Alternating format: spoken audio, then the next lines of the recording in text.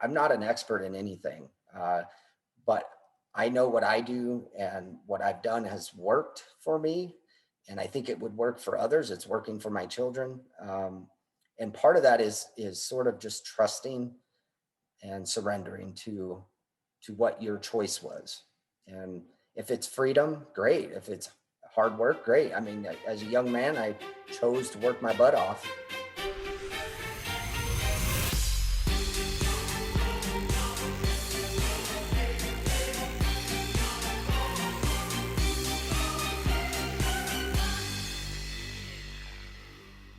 Man of Mastery podcast episode 80 with Ron Worley, Ditches to Riches. Welcome back, gentlemen. I am happy to be back. It's been some time away, some time with the family. And before that, something we'll talk about here in the coming weeks, a 75-hour crucible event, training, resiliency, brotherhood, forging, manhood, overcoming false belief systems, limiting beliefs, leveling up, whatever you want to say, it's all in there. And you guys have heard me talk about the Squire in the past. This is run by the same organization. It's called the Modern Day Night Project. Amazing, amazing experience and event and staff and coaches and ownership and brotherhood. So we will cover more of that here in the days and the weeks to come. But it is appropriate timing coming back from that. And on the heels of that, today's episode, we talk a bit about the bond of brotherhood and the bond of bleeding together and life's other challenges. Today's guest, Ron Worley, this guy has to be the greatest embodiment of the American dream. And when I say that, you're going to think of something very different than the next thing I'm about to say, which is he has been a drug addict, an alcoholic. And this all started from early childhood. He's been homeless, suicidal, a liar, a cheat, a failure, estranged from his children, divorced, failed in every way you can think, really rock bottom. I don't know if most of us would have survived that. But today, and what I mean is, by the way, Ron also died. He died of heart failure. Today, he is the proud father of three grown children, married again, a wonderful husband. He's built a home. He's built multiple businesses. He's become a self-made millionaire. He is now an author, and his book, Ditches to Riches, which I did read, is excellent. It's his telling of his tale, but it's also his creation of the way he's gone out and lived. It is his value system, the Worley way, around bravery and trust, fatherhood and family and courage. So it's all an amazing story. And that's what I mean by the American dream, the resilience of this guy and the attitude and the gratitude. It's the greatest I've come across in quite a while.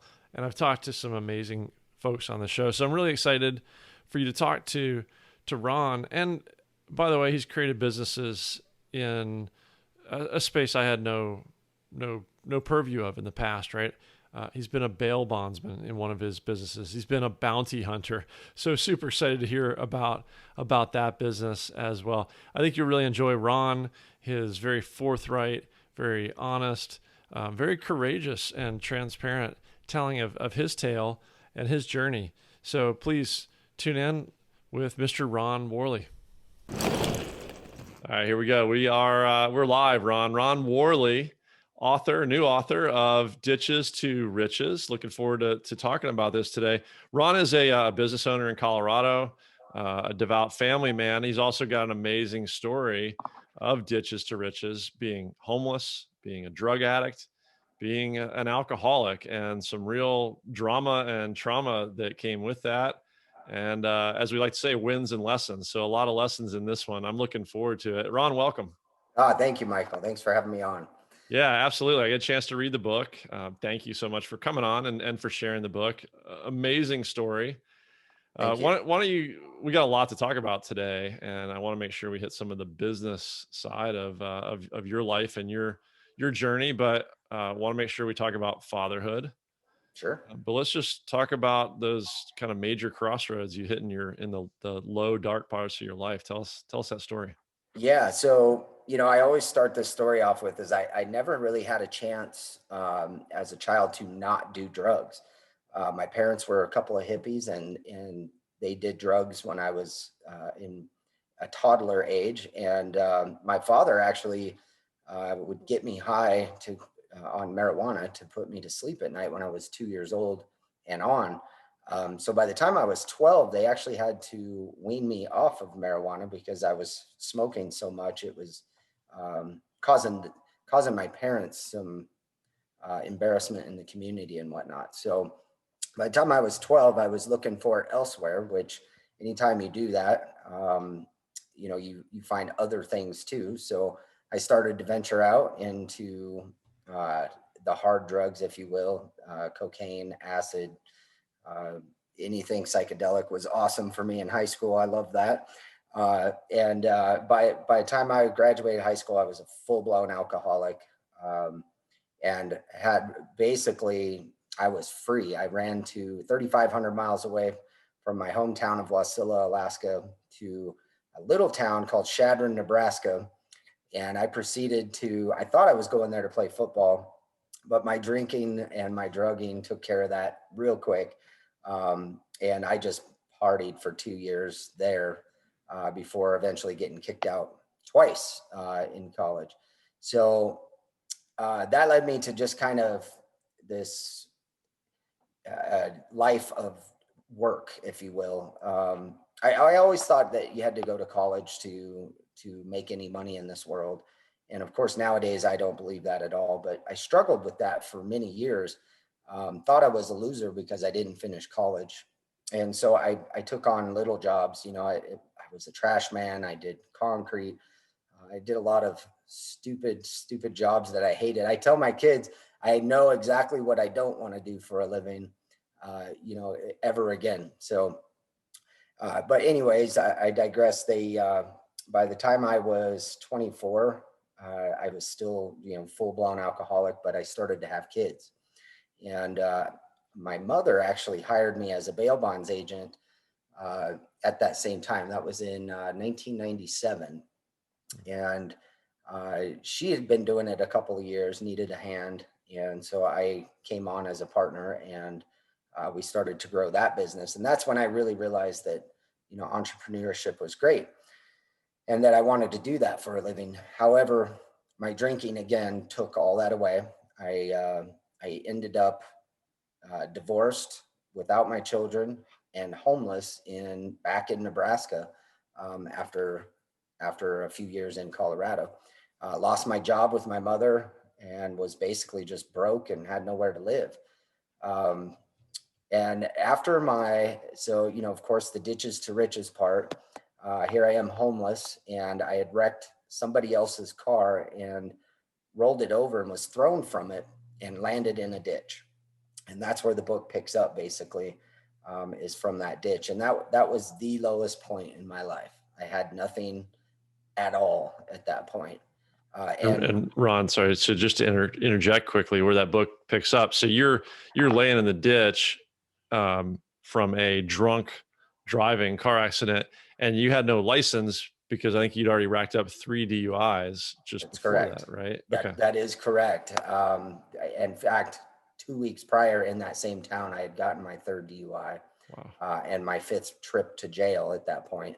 Um, and along the way with alcoholism comes great depression, and I had a couple of suicide attempts. I ended up in mental wards for those. I call them mental wards. They're probably called something else that's not so offensive, but so I actually went to the mental ward 3 times.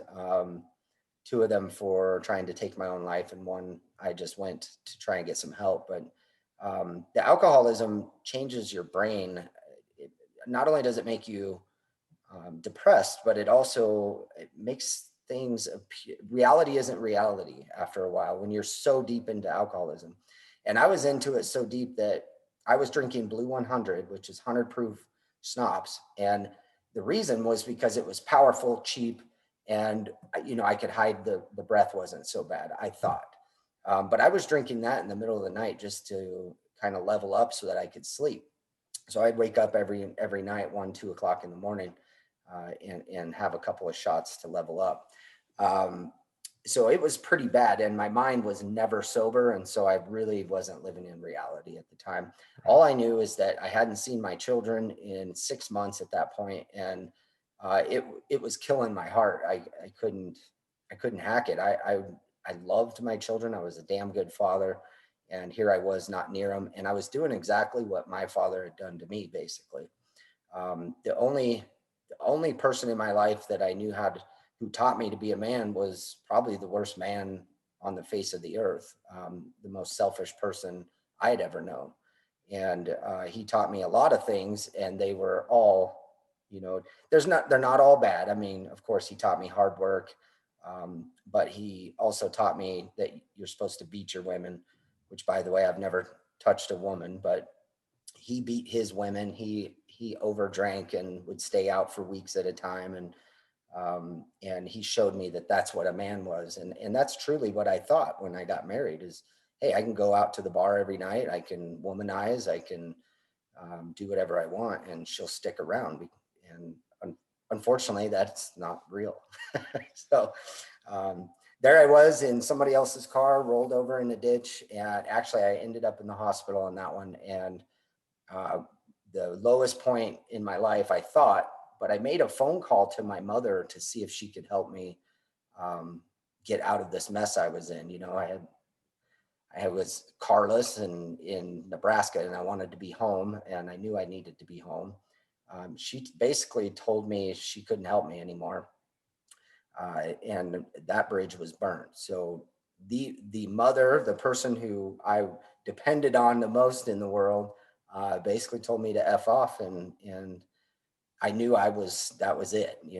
It was time to get God wasn't going to take me anymore. I thought I could kill myself with drugs and alcohol and do it slowly and fun. And ultimately that didn't happen. So uh, I had to go. I had nowhere else to go but up from there. That was rock bottom. So Yeah, that's uh, the old saying, right? Rock bottom, or I don't know. I think it's Tony Robbins or somebody says it's either going to be inspiration or desperation. So right. anybody who's a father can certainly relate to what that must feel like to not have your kids in your life, to lose them for 6 months. Yeah. And Yeah. then the rest of your family, the woman that brought you into this world, tells you, Right. no, the door's closed. Right. And they actually told me at the same time that the best thing for my children was not for me not to be around them. And that hurt. And I believed them. And they're right. I mean, I'm not saying they weren't right. It was a hard pill to swallow. Cause again, I wasn't living in reality. I thought I was just fine. So Yeah, you mentioned in the book after that potential fourth DUI, the rollover, laying in the ditch, yeah, and you're there, you wake up, regain consciousness, not even sobriety at that point, with a police officer there questioning you about the accident, right? And you're trying to make up lies, right? Creating that right. reality. You're trying to lie to him, and you mentioned you invoke your roommate, and then you realize your roommate's standing in the room. It's just Yeah. lie after lie, right? So how do you finally break that pattern? So you hit rock bottom, but how do you fix it? Yeah, so for me, it was I went to the only place that was free. I went back to Colorado. I begged my brother to stay with him for a place to live, and his ultimatum was I had to be sober, and I knew that anyways. But the only route I knew to take was to go to AA, and Alcoholics Anonymous was very good for me. I went 90 times. I went 3 times a day for 30 days. And then ultimately I backed off of that and went, but I stayed with them for about a year. Um, I went through several different people, sponsors, and they would go back out and drink and stuff. And that was like, holy cow, is there any hope for me? These are people with 8, 9, 10 years of sobriety, and they go back out and drink again. And ultimately I connected with a sponsor in the Narcotics Anonymous group that I was also attending, and that seemed to click for me. He required me to be honest, and I think that's what ultimately I needed to do. I was still thinking I was better than everybody else in the room, and because I wasn't as old and I didn't have as crazy a story or whatever, but I was headed there. And once I was honest with myself, And there's a step in AA, it's the fourth step. And mind you, I haven't been in 16 years, but the one step I remember was fourth step, and you have to go make amends to people. Hmm. And that was the most humble, humiliating time in my life, was going through the list of people that I owed an apology to. Some of them were great, some of them were graceful. But I can remember going back to a job that I had, and I just totally blew it because I was too drunk to really be there. Um, and I made an apology. And when I was doing that, I remember telling them, just the honest truth. I was a drunken mess. That is not who I am. Hopefully someday you will see it otherwise. And, uh, they didn't really care. And I think that was the humility part. Like, here I am thinking the whole world is centered around me. And, I really screwed these people. And honestly, at the end of the day, I was just another employee to them, and they could give a rat's. So Yeah. that I think that's the moment in my sobriety that I was like, oh, there's other people in the world that matter, and maybe I should try and listen to some of these people. That's pretty humbling. Yeah. At that time when you're making that kind of inflection point, how old were your children and how old are they now? Yeah. So my oldest was 6. So I had a 6, 4, and 1-year old at the time. And now they're 23, 21, and 19. And they can honestly say that they have never seen me take a drink in that they can remember. That I've lived by a code and for them ever since then. I'm somebody told My sponsor told me that how do I be a good father? I was the question I asked him, and he said, I don't know, man. All I know is if you show up, you're their father. And that's where I got to show up in my business life too. Just be there, just be a part of it. Don't blow it off. And I spent the rest of their lives just showing up to their stuff, being at every event I could be. I lived 40 miles away, so that wasn't always easy, but that was the most important thing, was family to me. And bestowing um, my code, the Worley way, which is in the book, and it's those 10 values that I thought were important to me and to teach my children. And and in one of those, just being a great father was all I could be. And I of course, I'm not perfect. A lot of my background is not conducive to being a great father. In other words, I say things I probably shouldn't say. The filter isn't quite there, but all 3 of them have grown up to be awesome, happy adults. And I think that's all we can do as fathers these days. It's Yeah, just for that. that's amazing. Yeah. Congratulations. That's Uh, the best, as a father, I could say that's the best possible thing you could give the world. right. Right. So, Absolutely. yeah, just being present, showing up the best way you can. Mhm. And there's so much that they don't remember anything. Who knows if the kids that were 4 and 6, was there something that got lodged in there that impacts them in those really important formative years. But there's so much, right, from learned behavior. Right. What, and you live in Colorado, right? So uh, legal recreational marijuana now. Of course, Right. alcohol is legal too, right? Bingo. But what kind of conversations do you have with your children about substances?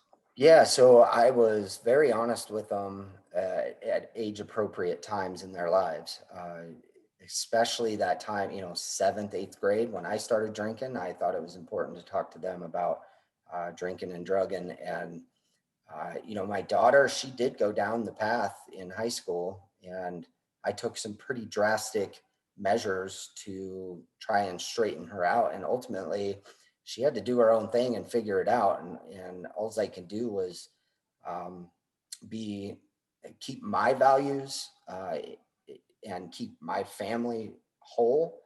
And sometimes that means that if one of our children stagger out and they're not necessarily following those same values, that all I can do is still be that rock with those values.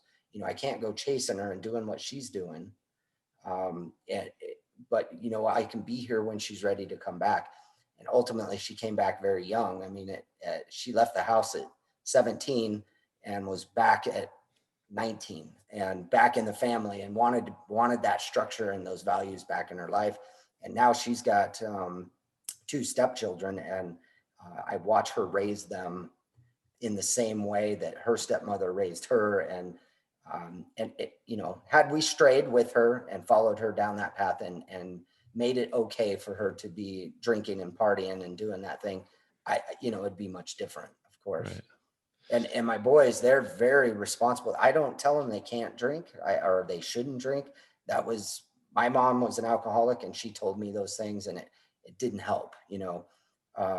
Giving them the power to make up their own mind was everything. I told them, you probably will be an alcoholic if you ever pick up the drink, so you need to be careful.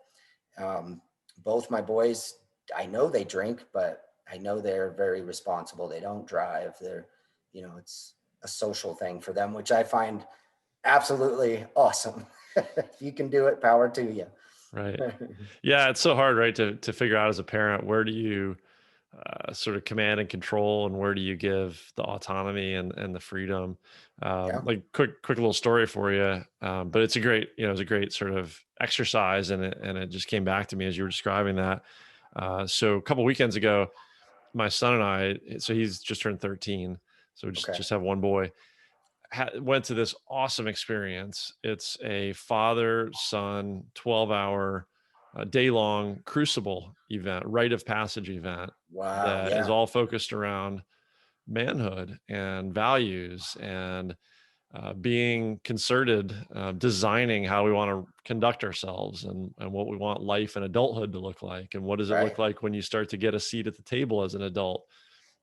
So it's based around physical stuff. It's run by a cadre of like an ex Navy SEAL, SWAT officer, MMA fighter, ex Marine, right? Some hard men.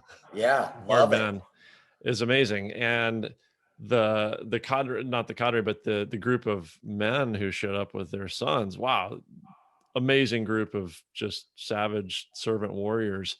These guys, they come from some pretty rough backgrounds, and they just want to be better fathers. They want to create better environments for their children than what they had, right? Kind of you can learn the right way to do it or learn the wrong way to do it, right? And they were Right. there dedicated to spend a day, to spend a good bit of money, to create a memory and some real strong lessons for their boys. So one of the first things we did is, I won't give away too much of the secret sauce, but basically they put a physical challenge ahead of us in father son pairs, and that we had to cover some distance, carry some stuff, do some stuff. And they some scary men that were running this thing, they go, trust me, it pays to be a winner. All right, ready, set, go. Yeah. And you go, and then we had a debrief afterwards, and the question became, well, what does it mean to win? What does it mean to win, right? And so part of that lesson was, what in the activities we had to do, what did the father do?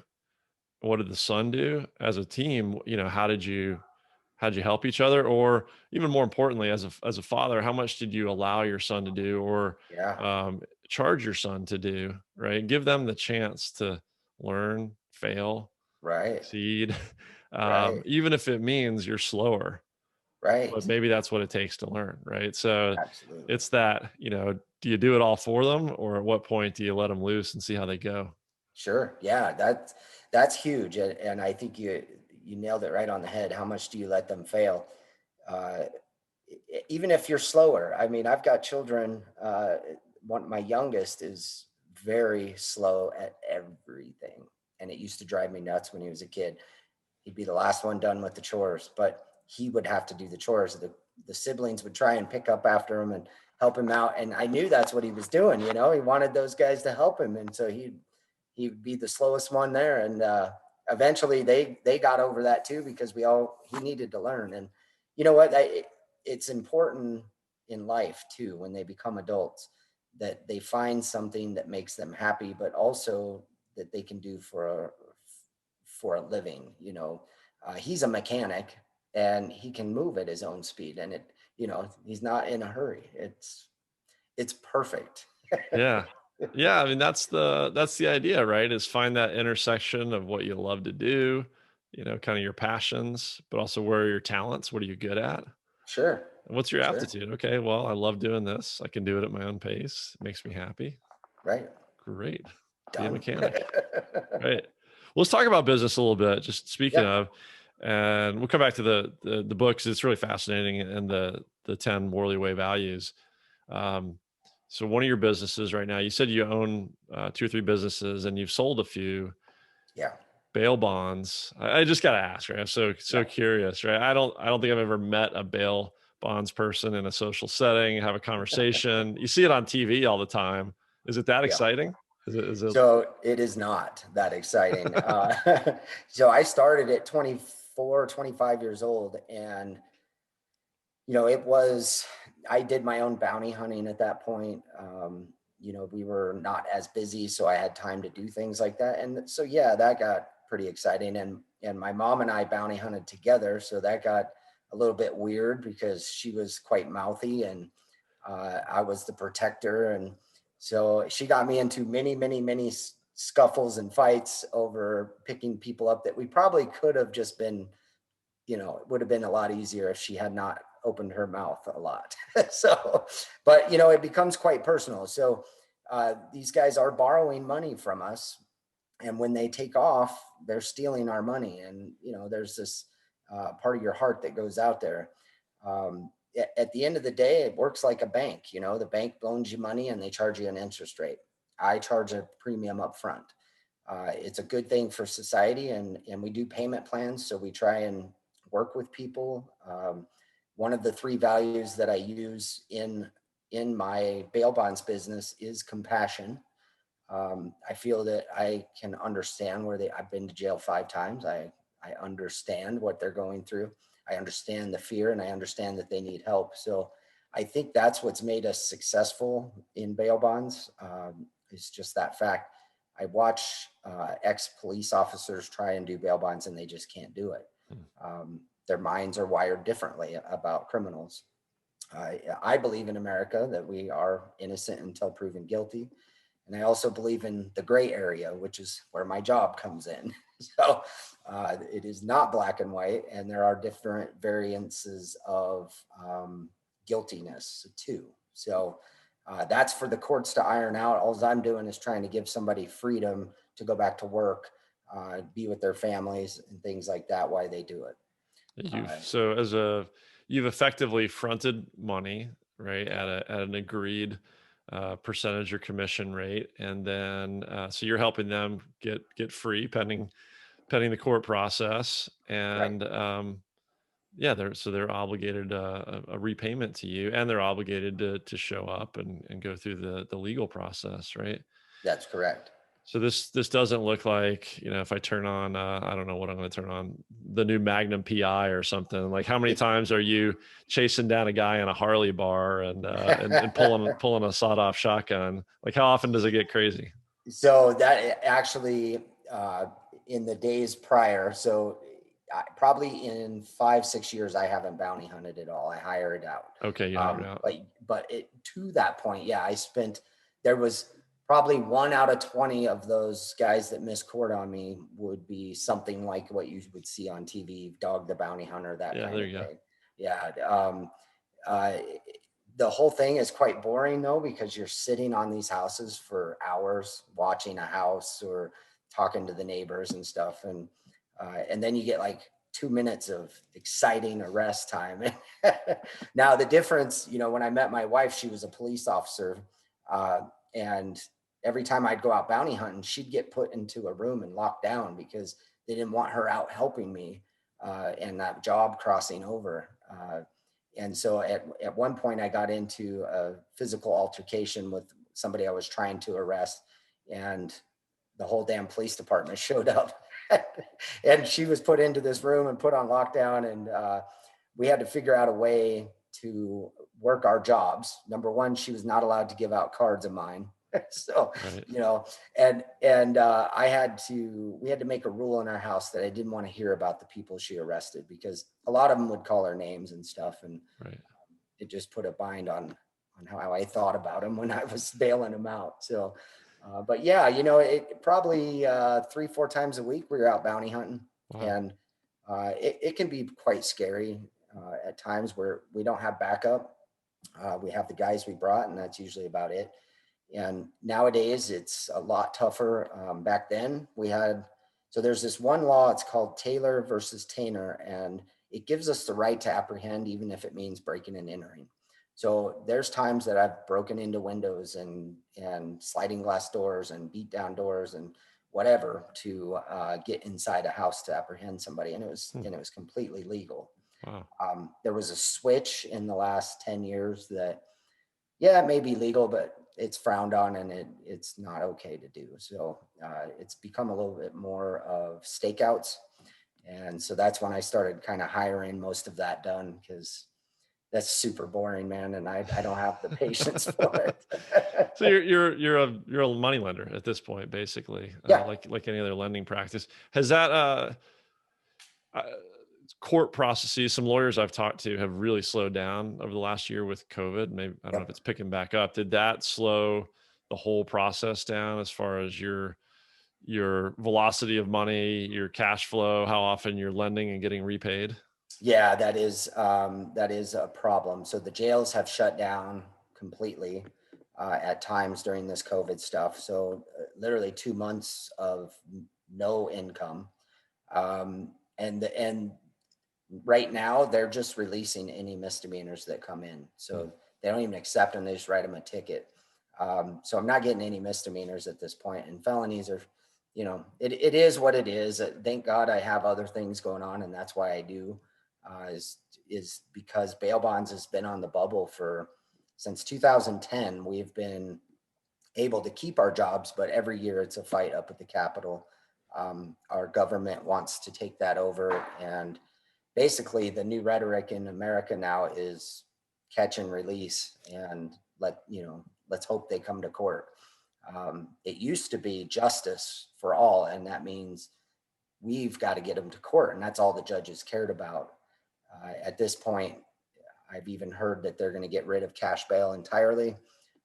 So that's ultimately why I was motivated to have other companies and stuff, was the fallback plan, knowing that bail bonds wouldn't be around for me to pass on. And we're probably a couple of years from that actually coming true. Wow. Uh, Yeah, I so didn't realize that. Certainly 2020 was a wake-up call for all of us yeah, that the world can change very quickly, and either it gets real hard or you got to learn to be flexible and adaptable. you're right. I was blessed. My wife and I, into the real estate side of things, that picked up, and the bail bonds slowed down, so we were able to kind of even out from our last year's income to this year's income. I think we lost about 20% is all, but we really are lucky, if you ask me, because easily it could have been the other way. And Right. for me, it's I've lived in trailers my whole life, and I've been homeless, and no, I don't want to go back there, but boy, I can sure live without a lot of things. I've been very much so spoiled the last since 2003. I've spoiled myself, my wife, my kids, in the fact that we just really haven't had to worry about money too much. Um, but that can change, and I know that can change. Now, my wife, on the other hand, she's used to security, and she likes having that. It was a lot to get her to quit her job at the PD, because she was making 75, 80,000 a year, and it was a solid income every 2 weeks, and she liked that. Right. But as soon as I showed her that unlimited income potential is a way of life, and yeah, we have a roller coaster ride with that, but that's kind of the fun. Wow, I made a lot of money this month, or oh crap, I didn't make any money. But Right. it's on your own accord. If I don't want to work this month, I can slow down and go on vacation. You understand that? It's just a way of life, and we need all types of people.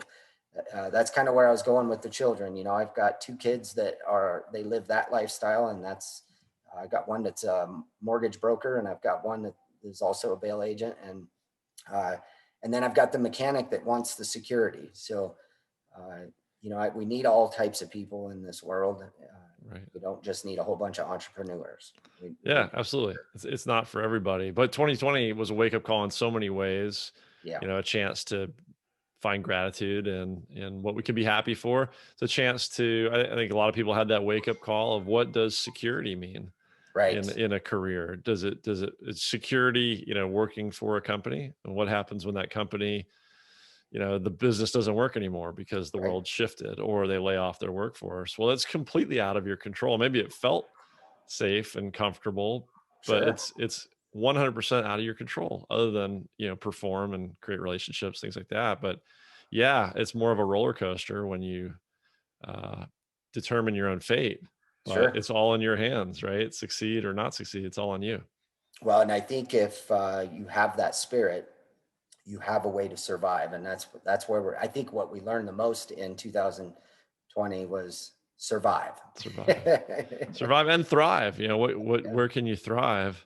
I love that that you mentioned a few minutes ago about compassion, bringing your values into what you do and aligning those things, Yeah. and also that you've got a frame of reference for as bad as it can get, and you can still survive and again maybe even thrive. There's a couple I just aired a podcast with who are outdoor adventurists. They spent their working career with REI. Okay. They're also in Colorado, and they just loved the outdoors. And so they said, you know what, we're done, right? They sold everything. They sold their house, they sold their possessions, Wow. and they're on a mission now to just travel, enjoy, use that freedom, inspire other people as they're doing Sure. things, and that takes a ton of courage. Yeah. And they said it's been a wild ride, but they're loving it. They're loving every bit of it. Um, so I thought of that because one of your values is freedom. Yes, sir. That's one I'm concentrating on right now is how to get there. When you say freedom in the book, you mentioned a couple things, i- sort of sub points, sub bullets: commit and submit. And how are those elements of freedom? Yeah. So fear creeps in with freedom. If you have tons of freedom, it's kind of like what you just said with uh, things out of your control. So if you commit to being free, what does that look like? Well, you're going to have elements of fear within that commitment. If I tomorrow decide I want to quit or do what your folks did there and just sell everything, well, you're committed 100%. You just sold your home. Well, now what do? You can't back out. You can't, you can't half-ass it, if you will. Right. You can't just go half in on something like that. You got to be fully committed to the freedom. Um, and of course the submitting to it, that is also the feeling you get when you have submitted. You've kind of relaxed into it, and this is my new way of life. Your folks there are enjoying their new way of life, and I'm sure they have bad days and they have good days just like they did before, but this is the freedom that they wanted. So Yeah. uh, if that makes sense to you, that's kind of how I saw it in my head when I wrote it up. Okay. Yeah, it um, does make sense. Yeah, it's kind of the commit part is sort of a burn the boats sort of yeah, freedom almost. 100%. And then the submit part, it's surrender would be another way to Yes. say it, Yes. you know. Bingo. And I think that is something I do well. And I don't know, like I said before we went on recording here, I'm not an expert in anything, but I know what I do and what I've done has worked for me. And I think it would work for others. It's working for my children. And part of that is sort of just trusting and surrendering to what your choice was. And if it's freedom, great. If it's hard work, great. I mean, as a young man, I chose to work my butt off and hoped that it would get better, but or, pay off someday. But you have to commit and you have to submit to that too. Yeah, surrender makes sense to me in a number of ways. This recurring theme I explore in different domains in this podcast around mastery. It's about the life journey. There's Sure. never a destination, right? Because it's a jagged path. It's Right. always life always throws unexpected things at us. That's the fun of it. So Yeah. there are really you can make a decision, you can make a commitment, but the surrender, this the you submit to the journey. Sure. And you make another decision when you see where you end up next, right? And you make another decision from there. And Right. I think about that a lot as a father, right? And going back to empowering children, getting them to start to make their own decisions. Yes. There probably are wrong decisions, right? Right. But within the realm of good decisions, there's lots of choices. Right. And don't get paralyzed by trying to pick the perfect one. Make a good one, Right. right? And Follow your heart and see where it goes, and then adjust course from there. absolutely. And I think that just comes with not being afraid of the consequence of your decision. And I think once we teach our children that, yeah, there's good and bad consequences to every choice we make, we just try to choose the ones that create great consequences. However, that's not realistic. So pivot. It's time to pivot. When you have a bad choice, pivot, but it's your choice. Yeah, exactly. Exactly. And you don't always know what the consequence is going to be. You can try to anticipate. So, run me through the 10 values real quickly. And if we had to pick one that you think would be the most important one to embody as a father and maybe teach as a father, what would you Yeah. pick? So, and I try not to give them all away, but I'm going to, Okay. All right. You don't have to give me all. Give me the best. Give me top three or three in the fatherhood realm. And which one do you think's best? yeah. So family was my top notch. So I've been family, hard work, and freedom have been my top three the last year and a half or so. Um, Freedom came about for me recently when the kids started moving out. Um, but moreover, when I had my episode or my death, if you will, at the courthouse, um, I actually died of heart failure right there in front of 50 people in the room. And it dawned on me that I no longer was in control of my own life. Things can happen and we can be dead tomorrow. And there's a freedom in that. I coined the phrase, live like you're dying.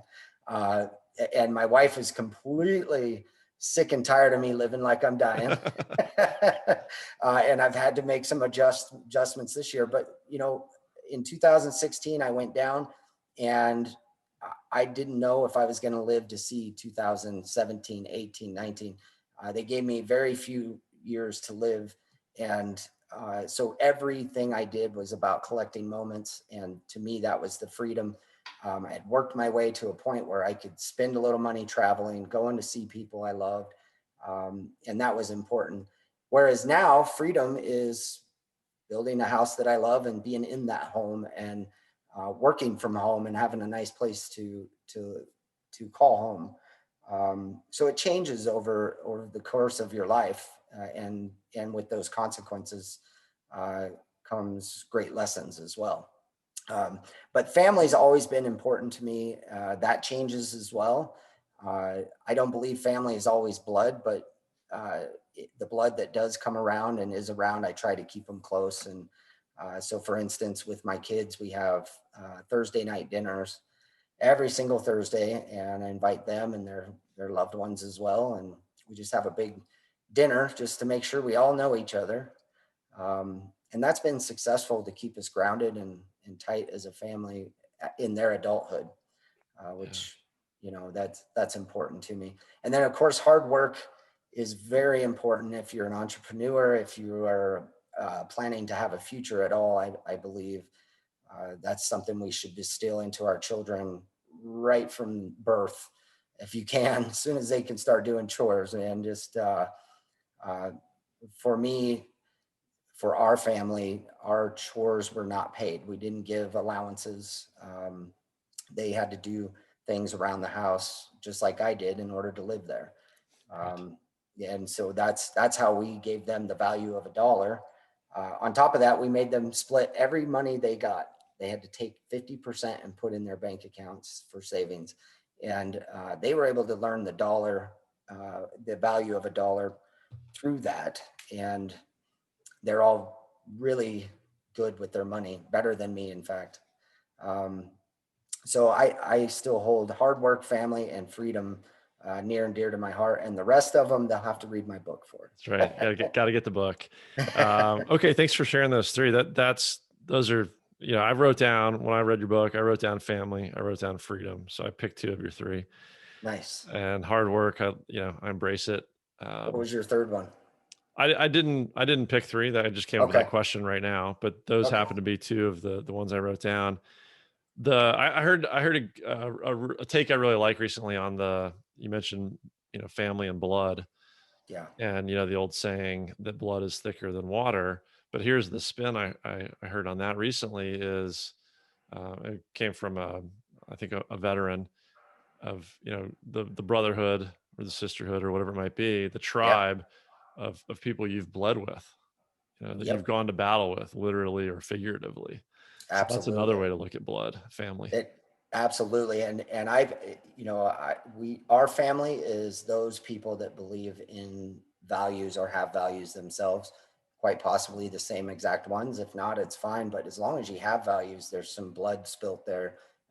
In order to have values, you have to stand on your high ground at times, and you know what that means. It's funny you say that though, because my best friend from college recently moved here when I went down in order to be closer to us. Um, and and he's someone that I've bled with, and he's absolutely, he's my brother. His brother, yeah. I never thought of him any differently. I call him my brother. I don't really, it's super weird, and I love him like my real brother. Right. But yeah, we've gone through hell and back together. Right. In a way, it is an even tougher bond, Yeah. than when you forge that. The Just a quick question before we run out of time on the heart, right? Because earlier you mentioned, it sort of, you broke your heart, and then maybe metaphorically with the fatherhood and losing your children for 6 months, but then also you literally died. And I Yeah. think you mentioned, if I got it right in the book, that it's a heart disease, a thinning of the heart muscle or walls. Is that related to drugs and alcohol? I don't know if I caught that in the book. Yeah, so that's the weird thing. The doctors claim no, that it's not related. I personally think that everything's related, and the things I did back then absolutely are affecting me today. If my knees hurt as bad as they do from playing football at 18 years old, I Right. would say that the heart had some damage back then too. Um, Ultimately, they told me it was stress.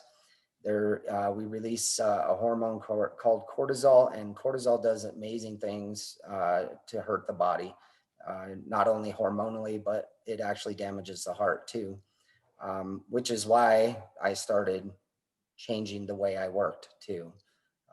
Hiring professionals, maybe make a little less money, but let someone else do the work. No Outsource some more stress. micromanaging. Yeah. Yeah. Yeah. Yeah. And I love the live like I'm dying. That is a tough thing as a parent to explain. I find, so far, that, let's not be all instant gratification, Right. like saving 50% of your allowance, right? We have to plan for tomorrow, but we can't count on tomorrow being Right. inevitable, right? We have to enjoy and live for today. Absolutely. And it's as soon as you do that, you'll never feel another form of freedom like it. It feels so good. And it does change. I mean, at this point, living like tomorrow, like I'm dying, means that I'm absorbing the minutes with my family and the friends, and it means I'm going fishing a lot. It means I'm going golfing a lot. Not necessarily instant gratification, but taking care of yourself in a new way. Yeah, Um, and don't put things off, right? Don't go, yeah, "Oh, I'll get that next time I'm here," or "We'll do that right. tomorrow," right? It Just sure eliminates procrastination for right, sure. right. Yeah. No, I love that. All right. So for everybody to get the book, find you, find the website, what's the best way to do that? Yeah, find the website, Ron at ronworley.com. That's Worley. And that's the best way. You can get through Amazon to buy my book there. But also, hit me up at hit me an email anytime you like. I do talk to people absolutely free, give them advice and consultations on their businesses, and help them find values in their life, and sort of coach people on sort of like raising my children, just Right. having a lot of little mentees running around. So, Fantastic. Well, thank you for doing that and for sharing your story, for writing the book, for putting yourself out there. I know that's an uncomfortable way to grow. But loved hearing about it. I loved reading it. Definitely recommend it to people and really appreciate your time, Ron. It's great to meet you. thank you so much, Michael. Yeah, Thanks thank for you. having me on. Have a great weekend. You too, sir. All right, thank you again to Mr. Ron Worley. As Ron said, he is really open to just chat. He and I have followed up a couple times since the episode.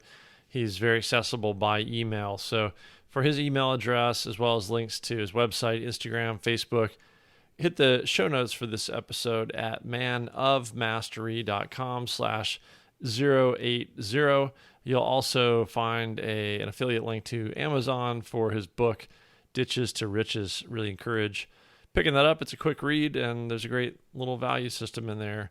If you need a reminder, maybe you're creating your own family value system, ethos or creed, and that could really come in handy. And just a great guy. Go support Ron and pick up his book. That's it for this episode and this week, guys. Like I said, lots more to come.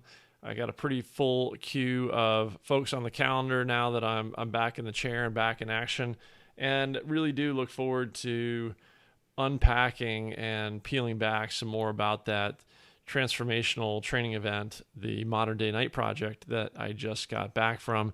There is not a lot that we can unveil about the process itself, but there's a lot we can talk about in the why and the purpose and the takeaways and the brotherhood and the bonds and what's next. Really, it's not the end, but the beginning of a lot more to come for me individually. And I think I hope in support and in service to the other gentlemen who had the fortune to go through it, the good luck as well as the resilience and grit to graduate, and those who graduated before us, as well as the staff and instructors. So there's a lot of exciting work, both charitable and business, to come with and through that organization. So that's in the coming weeks. And as always, some other guests I'm excited to bring you here very, very soon. Thank you, as always, for tuning in.